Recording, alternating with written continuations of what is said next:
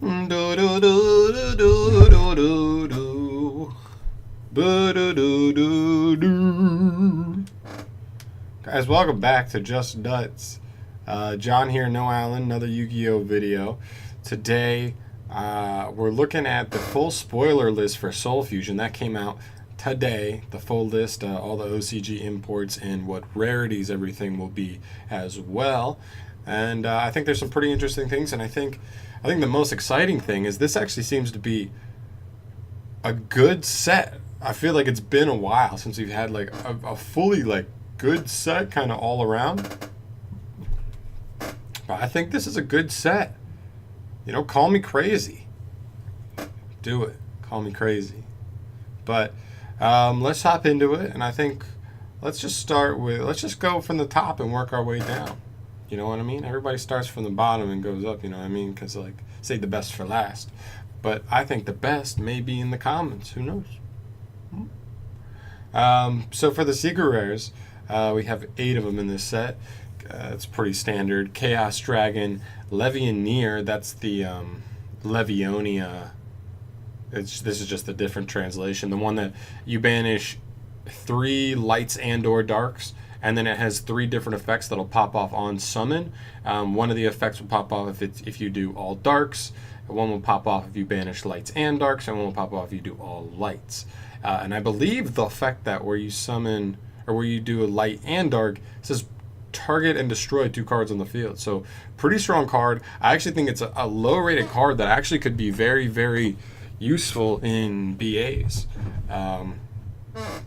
Because I think like if you don't want to run a build with a ton of 1-ofs and at most 2-ofs, like what you kind of have to do if you're going to run 2 or God forbid 3 Hydralander, this card may be the way to go because Dante is light, so banishing 2 BAs and a Dante gets you this with 2 pops. So I think it's a pretty good card. I think it's a pretty good card. A lot of light and darks are so easy to find in like a lot of decks. So it's a nice power card, and I think it helps you push for game.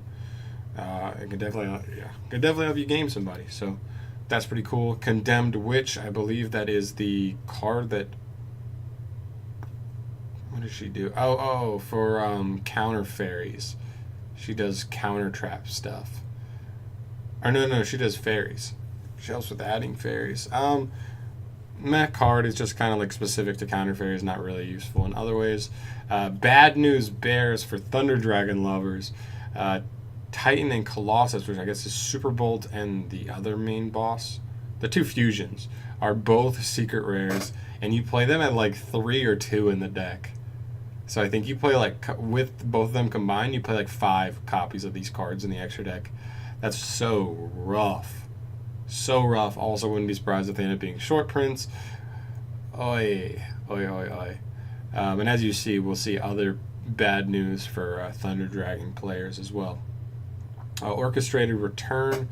I believe that is a card for the Orcus. What are they called? What are they going by now?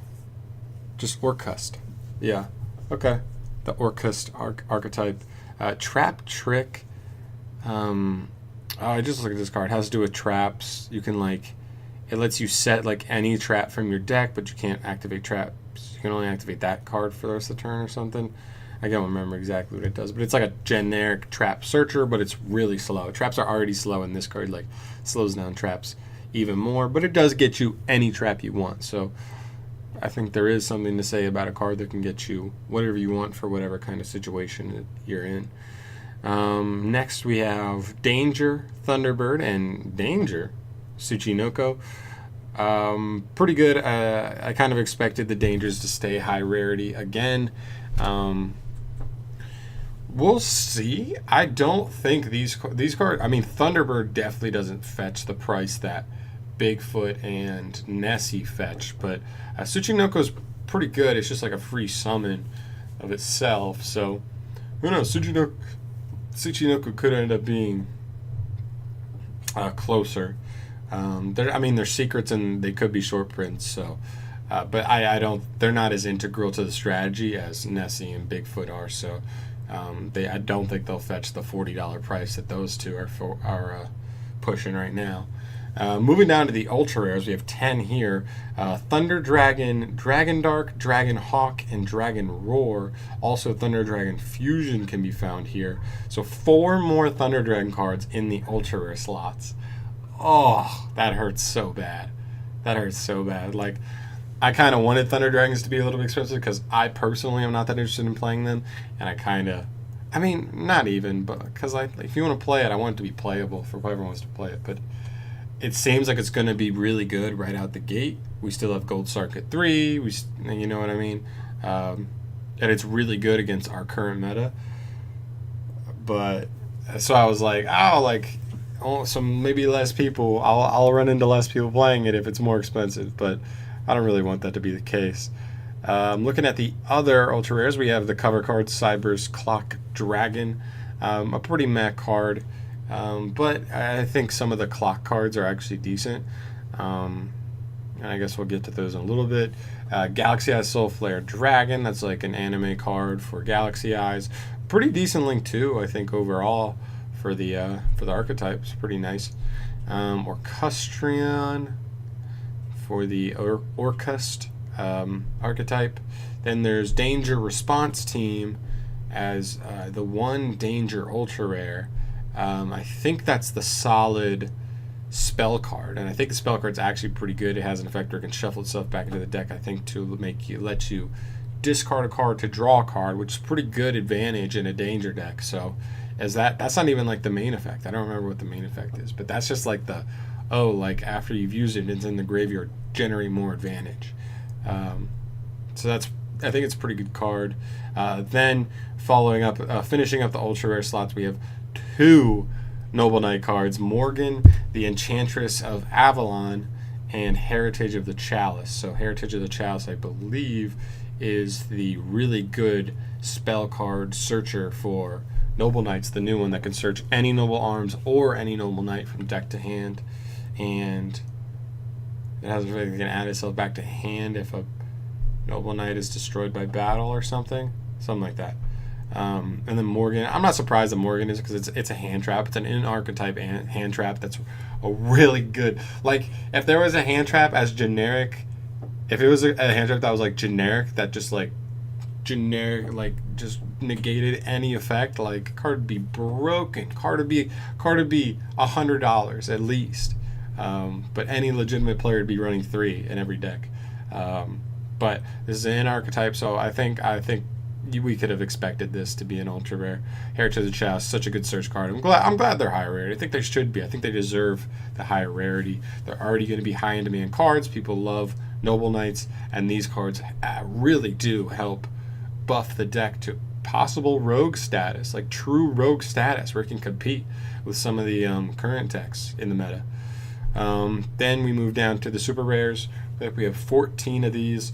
Thunder Dragon Duo. Is there any other Thunder Dragon cards? There's just that one, and then okay. So this is the only Thunder Dragon card in the super rares, but you already have 6 cards combined in the secret rares and ultra rares. So many. The deck's going to be so expensive unless they did not make them like that much of short prints. Like, the deck's going to be really expensive. Mystic Holder. I don't remember what that card does, and it's probably just the translation. But I don't remember what it does exactly. Galatea, the Orcus Automaton. Longirsu, the Orcus Orchestrator. Folgo, Justice for Hire. I actually thought Folgo would end up being an ultra or a secret. But actually, super, it's still a rarity, and it's going to be a lot cheaper, which is good because I love for hires. They play just like Blackwings, and I love Blackwings. So, and I think the lore behind it, Bounty Hunters. I think Bounty Hunters are just cool. So, I'm happy that card's super rare. It'll cut the price in like half of what it would have been. So that's really cool. Summer Summoner. I believe that's the Thunder Link 2 monster. The generic Thunder Link 2 monster is pretty good that you run in Thunder Dragons. That's nice. Oh, okay, so I guess that you could say that's almost a Thunder Dragon, because there's, outside of Thunder Dragons, like, what Thunder archetypes really are there that would make use of that card? Probably not enough that spam, not enough there's like no other Thunder decks that like can spam enough to make him and then make stuff under him. So there's him. Necro Valley Throne. I believe that's the good Necro Valley support card. Like, I forgot what they do. Oh, it's been so long since I looked. Maybe I'll make a video just on the new Gravekeeper support, because I never really looked too in depth of the archetype. It seems to me though that Gravekeepers just struggle to like get monsters on the board outside of the normal summon. So, but we'll see. I think Necro Valley's still a pretty good like floodgate for opponents to work through, especially in current Yu-Gi-Oh. Then we have Sky Striker Maneuver Vector Blast. This is a pretty good card for Sky Strikers. I feel like Sky Strikers are definitely gonna be due for another hit on the next ban list, especially since they're getting more support here. This card's actually pretty damn good for a deck like that. Then we have Herald of the Abyss. I believe that's that one removal spell card. It's like pay 1,500 to, and then you, what is it? It's like you call a monster type or something, and your opponent has to send one monster of that type. It can definitely backfire, because if your opponent has multiple monsters of different types, then they just choose the one that's least advantageous or least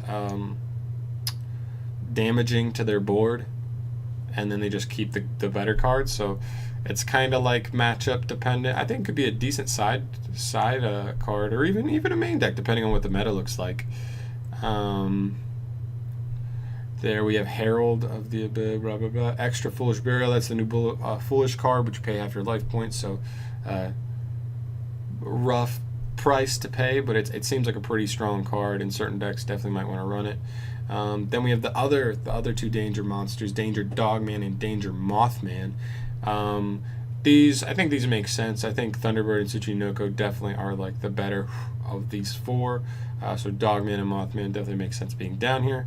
But still, I think just having different monsters is what Danger's needed. And now I think they have enough monsters to really run like a decent chunk of them in the deck. Then we finish up the super rares with Second Expedition into Danger. That's the trap card. I think the trap card is a little underwhelming. It did have that same shuffle effect though, so I don't remember exactly what the first effect was, but I remember it being a little underwhelming, but the shuffle effect's still good, the same one that the spell card had. But we'll see. And then the last super rare is Noble Knight Iavan. Pretty good Noble Knight card. It can be like it with any Noble Knight gets you into Isolde, which is good because that's what the deck needs. Like every opening hand you need to be able to make Isolde, or like Noble Knights can't play. So cool. Makes Isolde. Helps you get Isolde a little more consistently. Really nice. Then for the rares, we look at Clock Wyvern. Interesting card on normal summon, I think. Yeah, you get a token.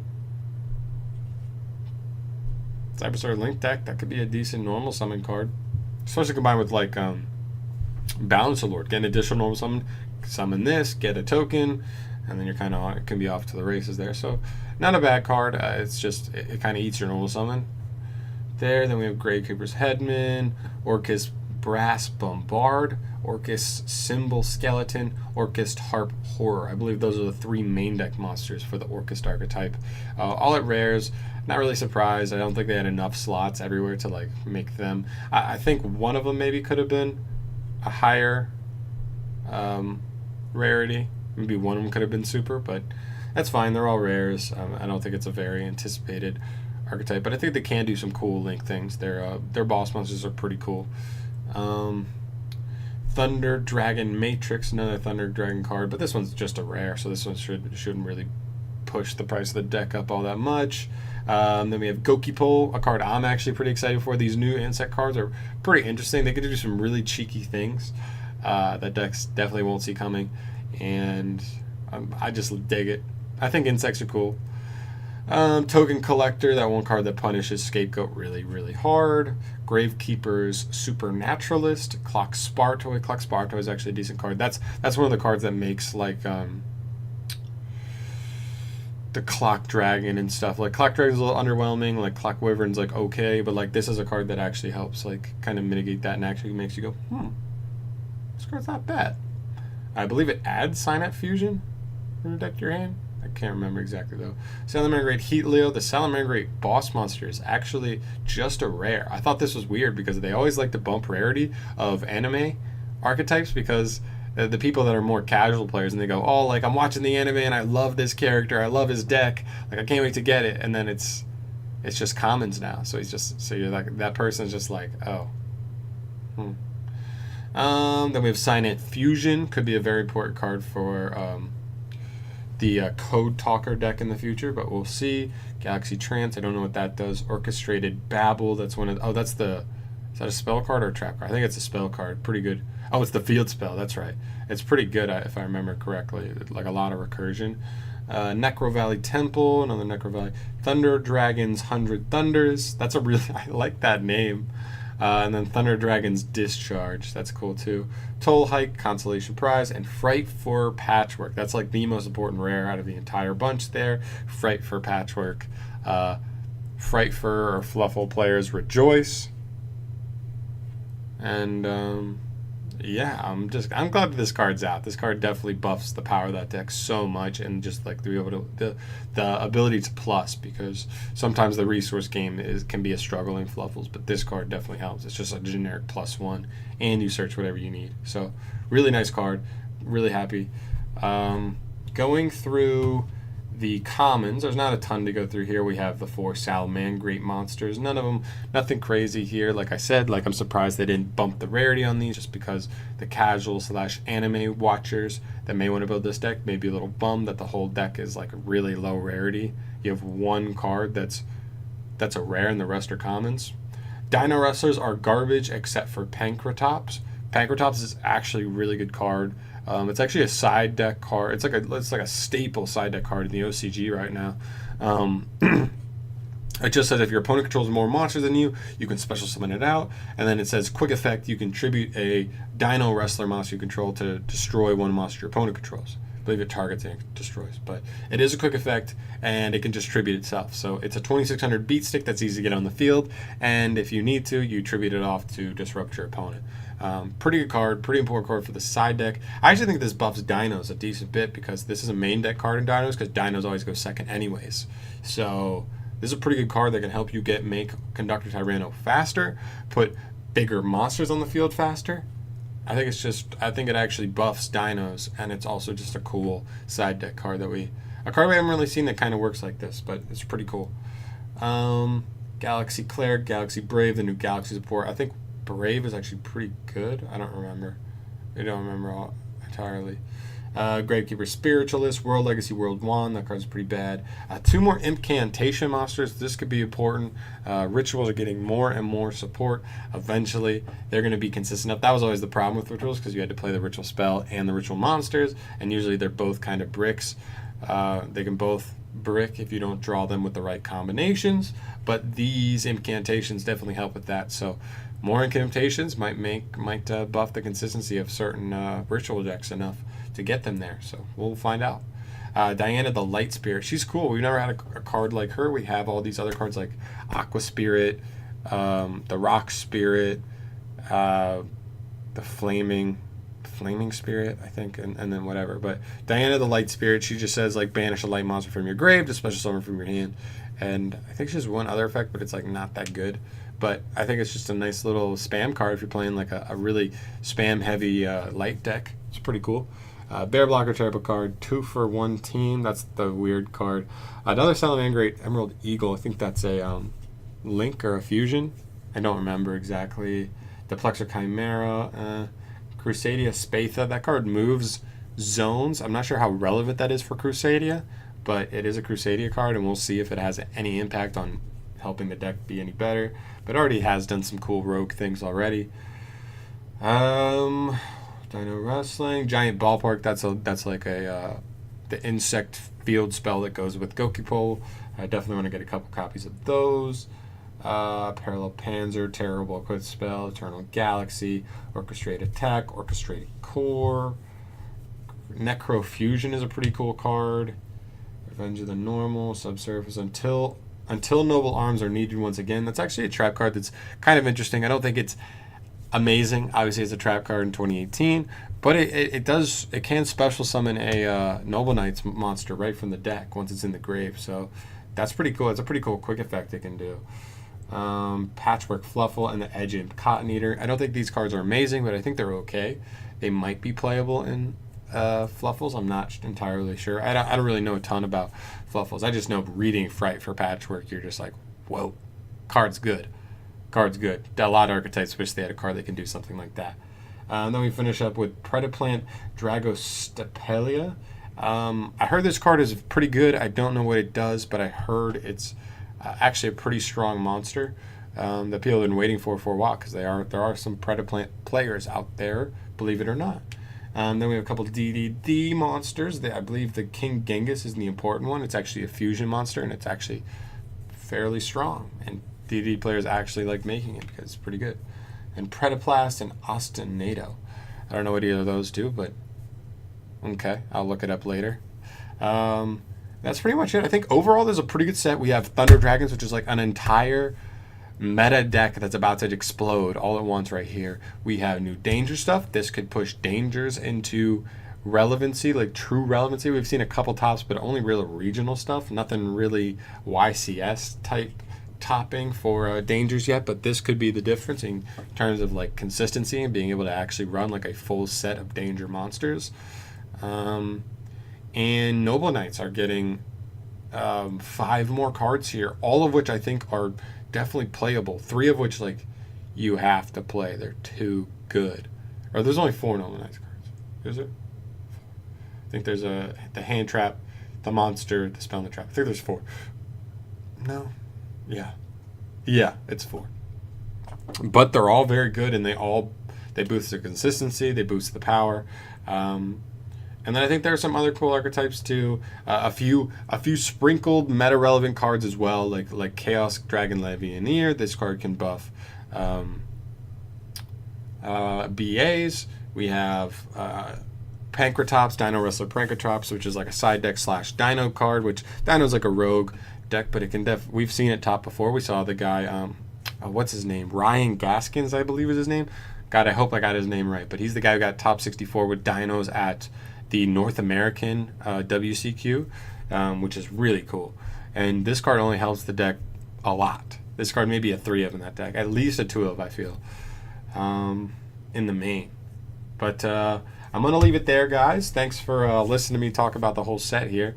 I'm pretty excited. This feels like the first good set. Like so many of these sets that kept coming out for a while, felt like they had some cards here and there, but I feel like there's cards all over the place in this set that really are desirable to a large portion of the fan base. So I feel like overall this is a pretty good set, and I don't know. Hopefully it does well. Hopefully Thunder Dragons do pretty good. I'd love to see a new deck appear, because it feels like we've been talking about the same 5, 6, 7 decks for a long ass time. So I'd love to see a new deck break the top 3 or something. Just mix everything up. And yeah, I'm gonna leave it there, guys. If you enjoyed this video, subscribe for more. And yeah, I'll see you in the next Yu-Gi-Oh video or Pokemon. I don't know what's going up next or what you're watching next, but yeah, enjoy your Friday.